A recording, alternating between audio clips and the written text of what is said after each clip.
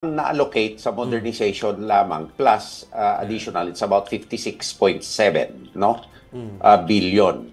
However, this does not include our ability to forward obligate ourselves by MAYOAs, no? Multi-year obligational authorities. So this is a good start for us to foundationally lay a sustainable, credible deterrent, together with other capabilities which we will be receiving from partner nations and allies.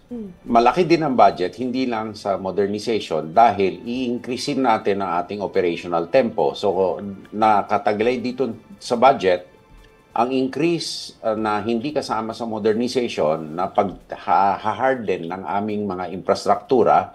Pangalawa, karagdagang mga pondo upang kami makalayag, makalipad at maka-operate ng mas frequent, no? May mga barko tayo na kalahating milyon litro ang kargada ng krudo, no?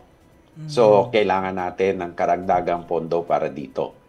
So, we must be as self-reliant as possible, but no country in the world is totally self-reliant, no?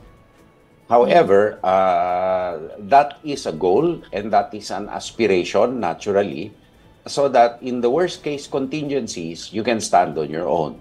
However, you have to just make the best mix possible in terms of your own capabilities based on the absorptive capacity of the armed forces at saka defense establishment, sa kakayahan ng bansa na gumugol, at sa robustness ng partnerships na ginagawa natin sa iba't ibang mga bansa, no?